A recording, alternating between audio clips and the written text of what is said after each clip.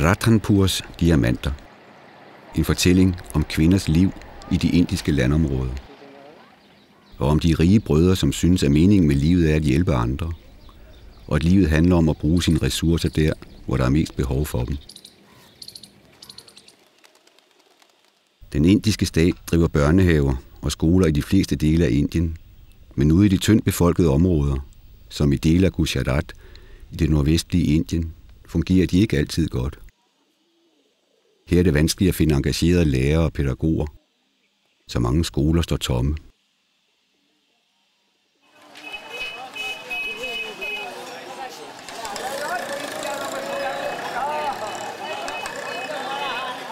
Diamanthandlerfamilien Bhansali fra Mumbai grundlagde i 1968 Bhansali Trust her i Radhanpur, og har siden organiseret socialt arbejde, der hvor statens projekter ikke når ud. I dag har trusten 1500 ansatte og fungerer som social- og sundhedsvæsen i et område, hvor der bor 1 million mennesker.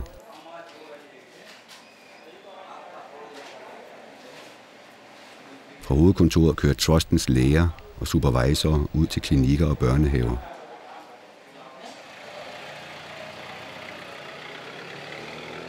Den røde tråd i arbejdet er at bryde fattigdomscirklen, at gøre det muligt for børnene at gå i skole i stedet for at arbejde.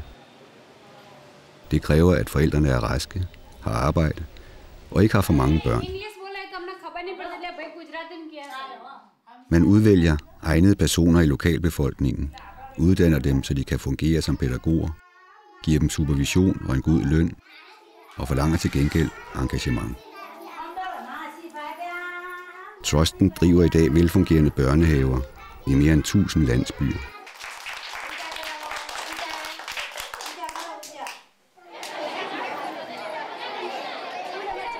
I landsbyen Nardoli findes den største af Bhansalis i alt 5 high schools. Her undervises 1500 elever fra 7. til 12. klasse.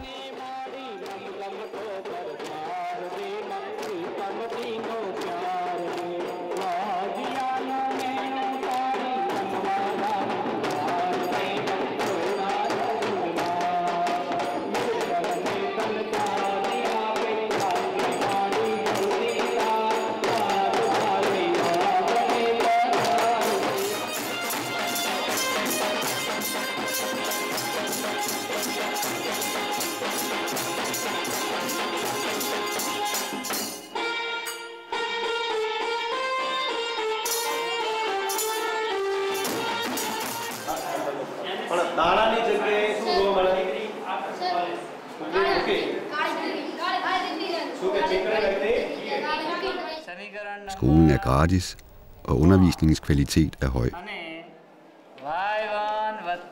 Mange søger om optagelse, men skolen er nødt til at afvise dem, der selv har råd til at betale. For Nardoli High School er lavet til den fattige del af befolkningen.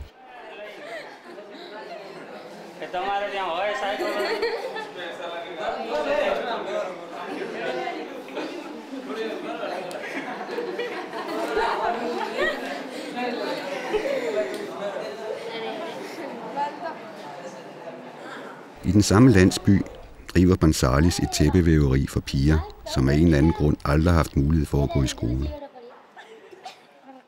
For at overleve i de indiske landsbyområder er det nødvendigt for den enkelte at indordne sig under samfundets traditioner.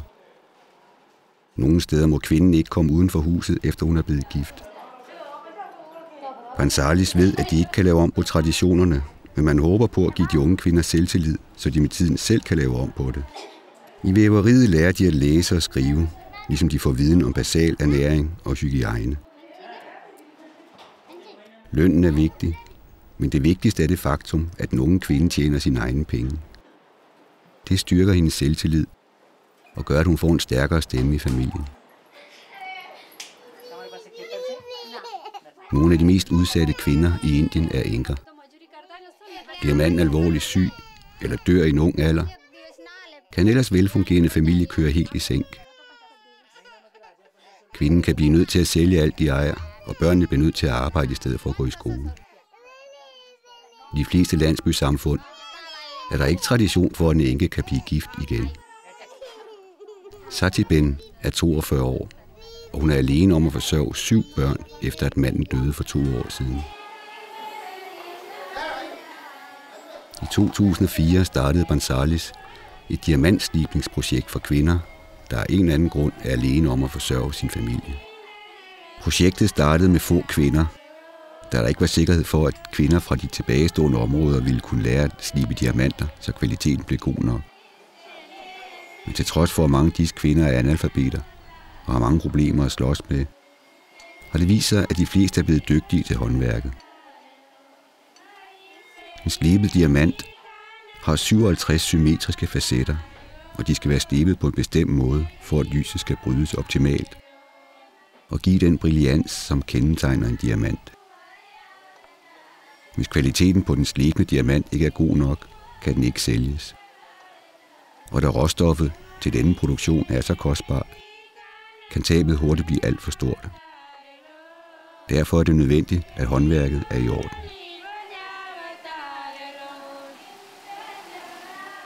Kvinderne får udbetalt løn efter præstation. Som diamantsliber kan kvinden tjene 600 danske kroner om måneden, i stedet for de 100 kroner, hun kan tjene ved andet arbejde. Hun kan dermed betale husleje, købe mælk og grøntsager, og børnene kan gå i skole.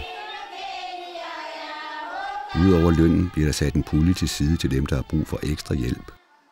For eksempel til at istandsætte et forfaldent hus, eller når der er bryllup eller sygdom i familien. Bansalis driver i dag 12 diamantsliberier, hvor der i alt arbejder 750 kvinder. Trusten har ikke nogen profit på kvindernes sliberi, og gør alt for at holde udgifterne nede, så kvinderne får mest muligt.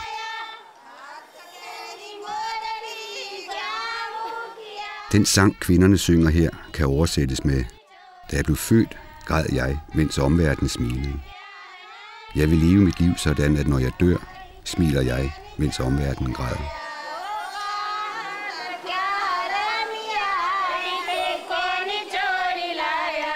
Ved siden af arbejdet bliver kvinderne undervist i ernæring og hygiejne, og man afholder jævnlige medarbejdersamtaler for at sikre, at børnene virkelig går i skole, og at eventuelle problemer kommer frem og bliver håndteret bedst muligt. For i praksis at følge op på den ernæringsundervisning, kvinderne får, bliver der hver dag serveret frisk frugt eller grøntsager til frokost. Før ansættelse bliver ansøgeren kaldt til interview, for at man kan vurdere, om hun vil egne sig til arbejde.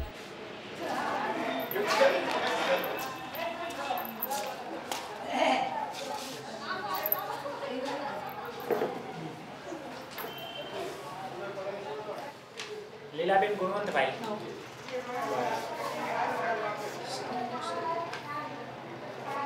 શું કરે ગુણવંતભાઈ?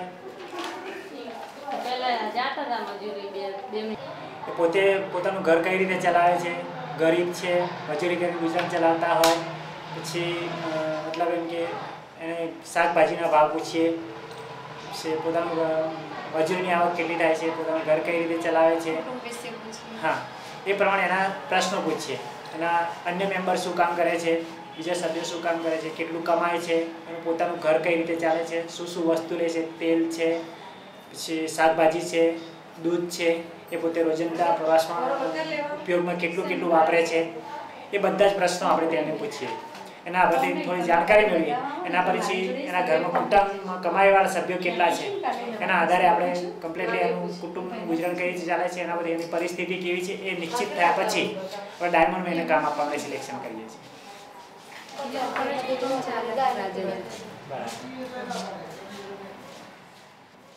પાંચ પાતી કેટલું નોટો ભેગી કરી તો 50 રૂપિયા થાય. એક સહી કરાય.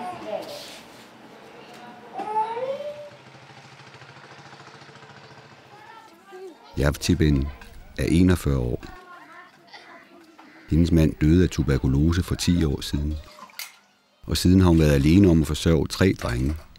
Den ældste er nu 18, og den yngste 10 år gammel. Gennem flere år var manden for syg til at arbejde. Samtidig med manglende indtjening kom der regninger til læge og medicin. Og da manden døde, havde Javtibin store udgifter i forbindelse med begravelsen. Inden manden blev syg, levede familien af at dyrke det stykke jord, de ejede. Men da han døde, måtte Javtibin pansætte jorden for at betale regningerne. I det første stykke tid efter mandens død fik hun økonomisk støtte fra hans brødre. Så hørte hun om diamantsliberiet og søgte ansættelse der. Hun blev antaget og tjener nu nok til at klare det daglige, og drengene kan gå i skole i stedet for at arbejde. Hendes ønske for fremtiden er at gøre det muligt for drengene at uddanne sig til lærere.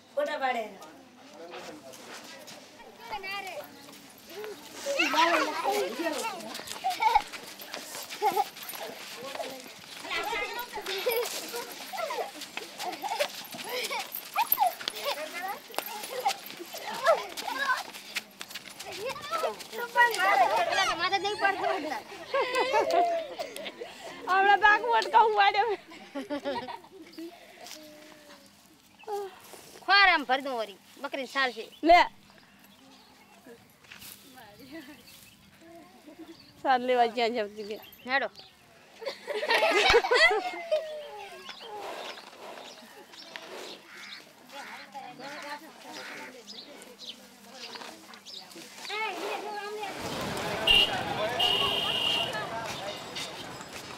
Diamantsliberiet er bevidst placeret 20 minutters gang på busstopstedet. De fleste af kvinderne her var vant til hårdt fysisk arbejde. Ved sliberiet sidder de stille hele dagen. Gåturen fra busstopstedet giver motion.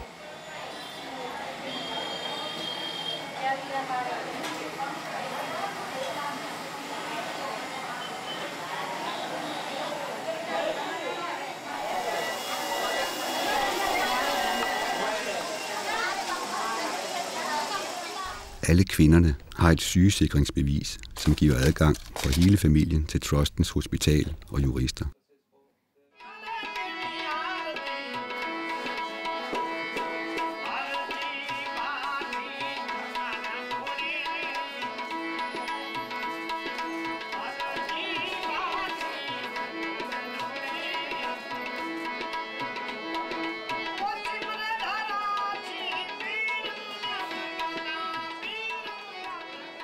Pansalis tror på, at den kvinde, der har selvtillid, også vil sørge for, at hendes børn får det.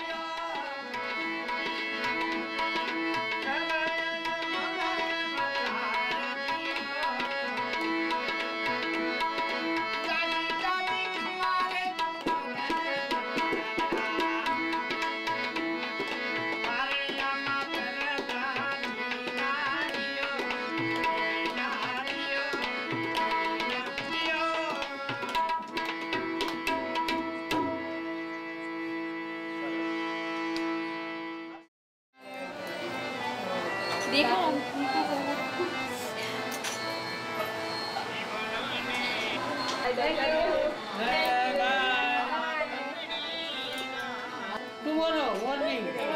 Tomorrow.